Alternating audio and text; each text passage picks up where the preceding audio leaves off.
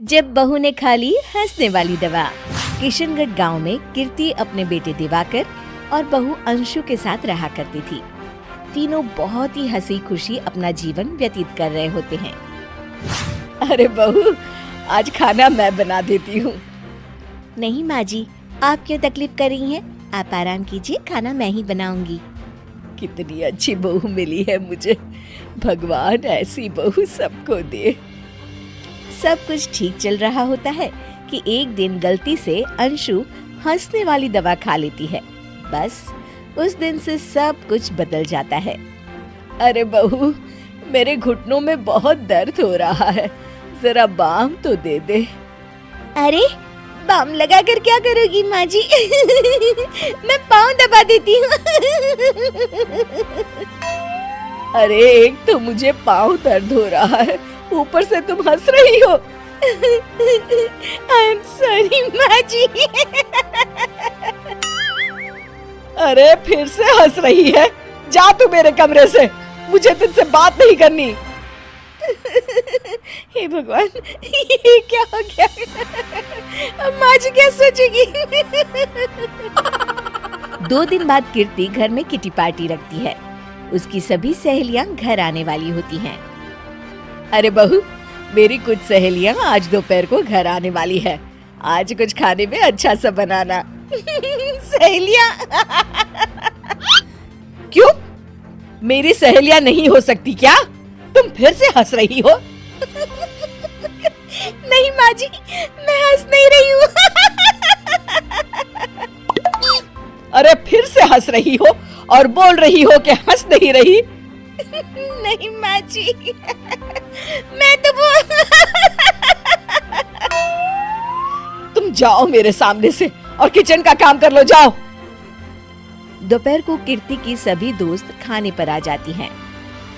अरे वाह, घर तो बहुत सुंदर सजाया है कीर्ति। अरे मैंने कहा, ये सब तो मेरी बहू का कमाल है। अरे वाह, बड़ी गुनी है तुम्हारी बहू तो। हाँ हाँ, खाना भी अच्छा बनाया है। हाँ, बहुत ही गुनी है। तो हमको नहीं मिलवाओगी क्या, या छुपा कर रखोगी अपनी हीरे जैसी बहू को? अरे नहीं नहीं, अभी बुलाती हूँ। अंशु, ओ अंशु, बहू रानी। अंशु बाहर आती है। जी माँ जी। बहू, ये सब मेरी सहेलियां हैं, मिलो सबसे। नमस्ते आंटी। नमस्ते बेटा, बहू तो बहुत अच्छी मिली है तुमको, किस्मत वाली हो तुम। किस्मत वाली? अरे क्या हुआ? हंस क्यों रही हो? नहीं नहीं, मैं हंस नहीं रही हूँ। तभी अचानक सांची के हाथ से चम्मच छूट जाता है और उसका कुर्ता गंदा हो जाता है। अंशु फिर से हंसने लगती है।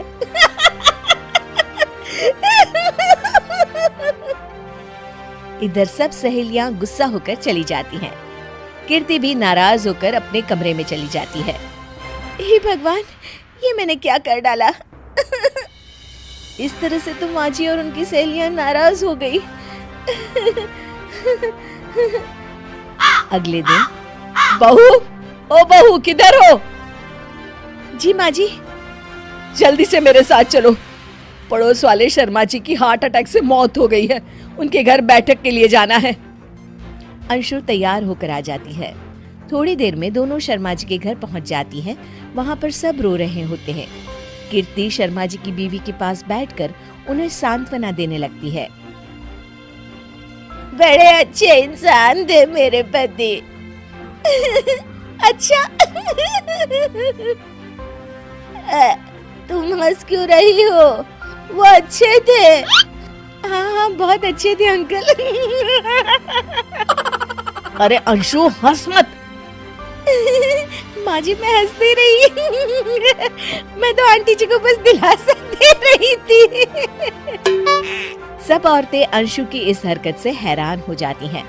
कीर्ति भी बहुत शर्मिंदा होती है और वो अंशु को लेकर फटाफट घर लौट आती है। अंशु, क्या हो गया है तुझे? हंस क्यों रही थी तू वहाँ पर? नहीं बाजी, मैं तो बस अरे तो फिर से हंस दी। जा तू अपने कमरे में, मुझे तो तुझसे बात ही नहीं करनी। मेरा बेटा ही तुझसे बात करेगा अब। रात को जब दिवाकर घर लौट आता है तो कीर्ति दिवाकर को सब कुछ बताती है। ठीक है माँ, अब फिक्र मत करो, मैं अंशु से बात करता हूँ। दिवाकर अपने कमरे में जाता है। जी आ गए आप? कैसे हैं? मैं तो ठीक हूँ, बस सर में हल्का दर्द है। सर में दर्द? अरे इसमें हंसने की क्या बात है? नहीं, मैं हंस नहीं रही हूँ। मुझे तो फिक्र हो रही है आपकी। एक तो मेरे सर में दर्द है, ऊपर से तुम हंस रही हो। अरे कैसे समझाऊं मैं आपको? मैं हंस नहीं रही। अंशु, तुम इस घर से चली जाओ। माँ ने मुझे बताया जो भी तुमने शर्मा आंटी के घर किया और किटी पार्टी में भी। नहीं जी, मैं ऐसे नहीं हूँ। तो अभी क्या हुआ था? क्यों हंस रही थी तुम? रुकिए, मैं आपको सब कुछ बताती हूँ।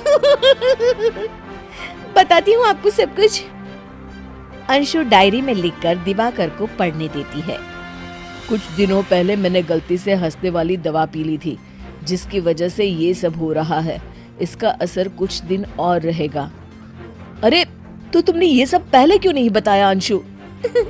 वो मैंने माँ जी को बताने की बहुत कोशिश की, मगर उन्होंने सुना ही नहीं।